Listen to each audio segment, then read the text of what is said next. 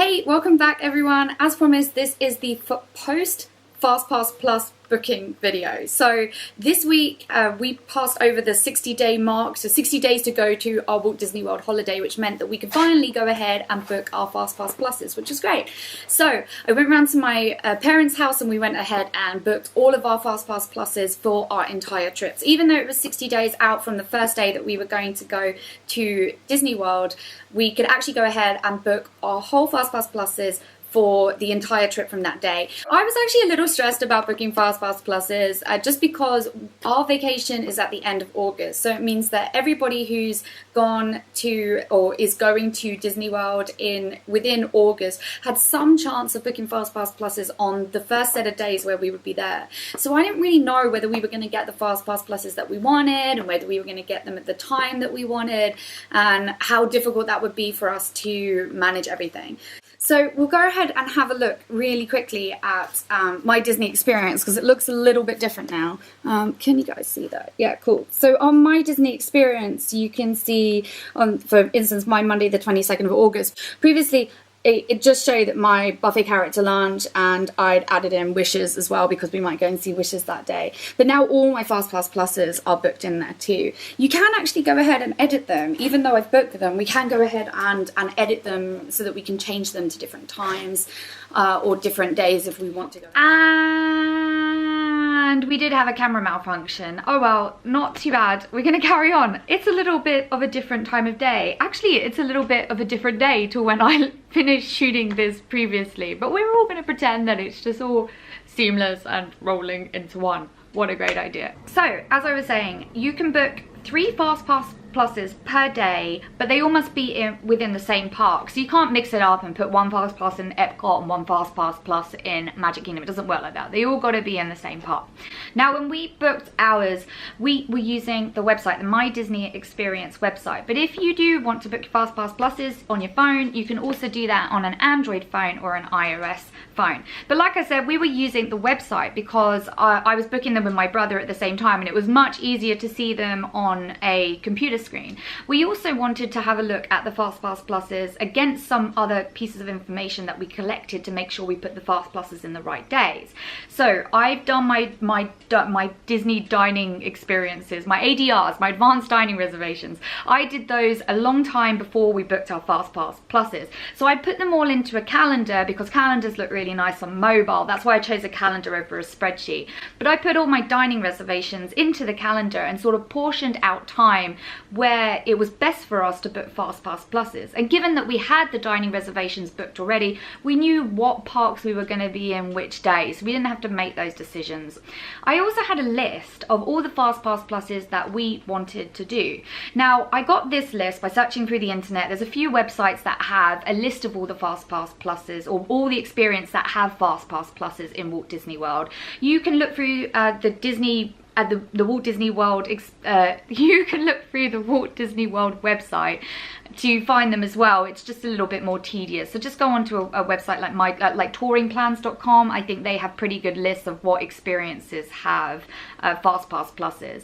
I then portioned out which rides I wanted to get Fastpass Pluses for and which experiences I wanted to get Fastpass Pluses for. And then I put them into the days. So I actually portioned them out into the days that I knew I was going to be in those parks. So I had this list. I also had the calendar which showed which times it was best for us to book these Fastpasses, and then the actual My Disney Experience site where we were doing all the Fastpasses, sort of all on the same laptop so that we could see exactly what was going on and make sure we make the right decisions.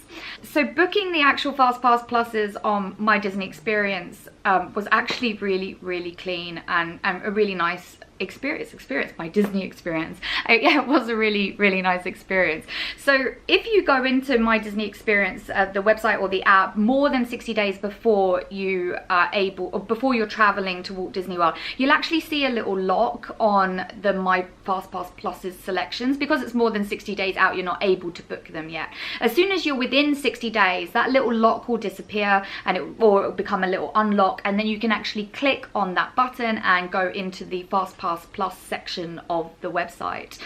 So once you do that, you go ahead and add people to your party that you want to choose your Fastpass pluses for. And if you're all booking as a family or group of friends, you've probably got them within your My Disney Experience section already because you've all bought tickets together. So they'll be there and you can just go ahead and select them.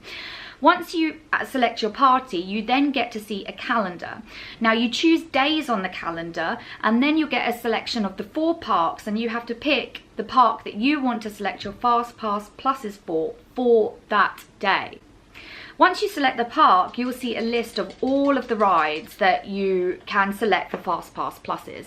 If you are on a park which has tier 1 and tier 2 rides like Epcot or Hollywood Studios, you will see the tier 1 rides at the top and the tier 2 rides at the bottom. At the top of the page, you should see boxes so that you can select the times. You'll see morning, afternoon and evening, and a box on the right hand side that will allow you to be more specific to the time, to the half hour.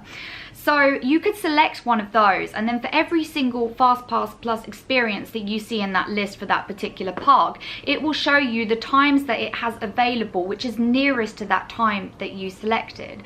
So we were actually being pretty specific for the times that we wanted to have our Fastpass Pluses, because we know when our advanced dining reservations are, and I kind of wanted to stick all of our Fastpass Pluses in about the same time of the day, so we have other times of the day to go and do whatever we want and be a little bit more flexible with.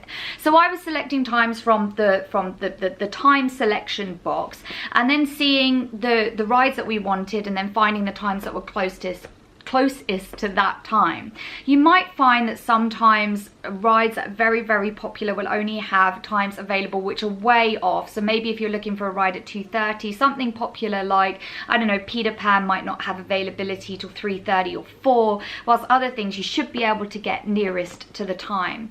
You do have some issues that come along with shows. Shows are obviously shown on the half hour or on the hour.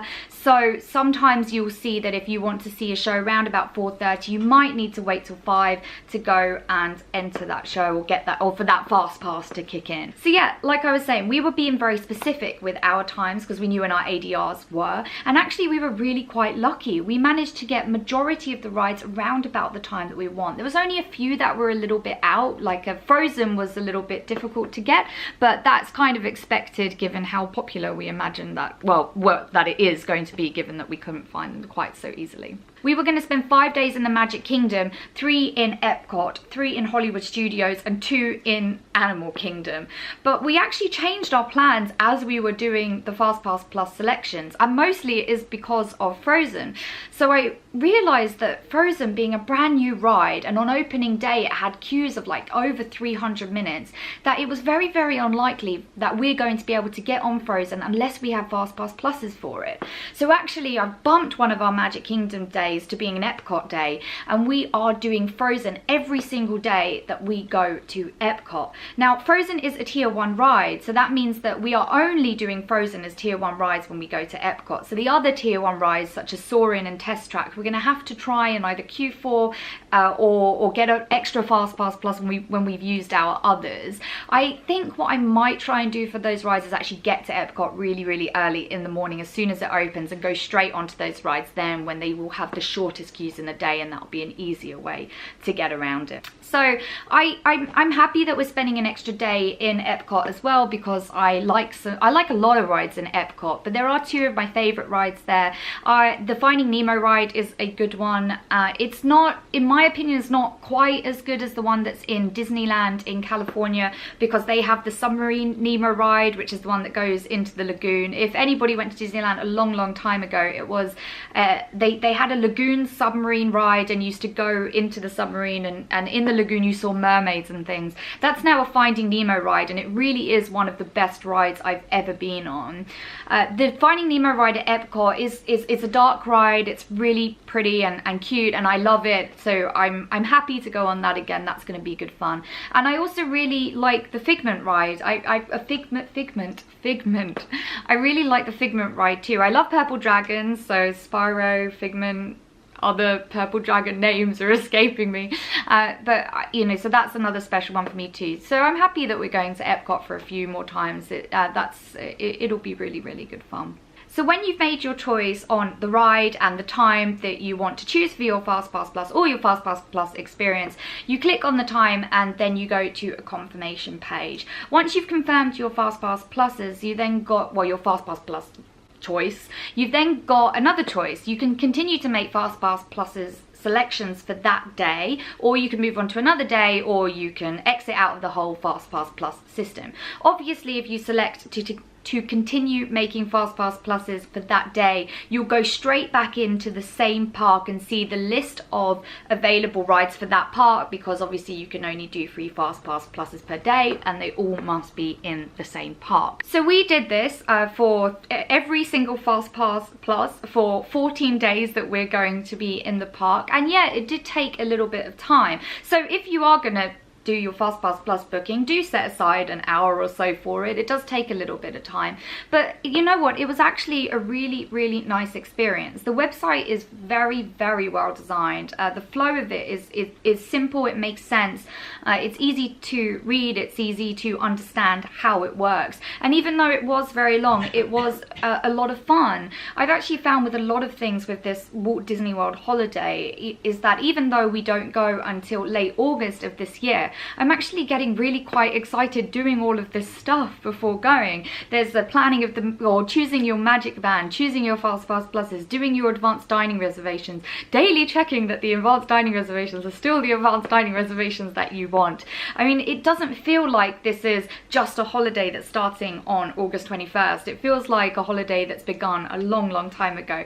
So that's great fun. I do really like the anticipation of it, but I am cautious that maybe you only really like the anticipation of it if you really love holiday planning, and I really love holiday planning. So maybe that's why, and I enjoy it quite so much. So that was how our Fastpass Plus booking went. I'm very happy with our selections and where they are. I probably will check them as we go, and if we get more dining reservations, I'll move them to accommodate for those, and that seems to be completely fine. But so far, so good. So thank you so much for watching. I hope you guys are all having fun planning for your own Disney World holiday or looking forward to booking one soon. I hope you're all having a really great day, and I hope to see you back on the channel soon. Thanks everyone, bye!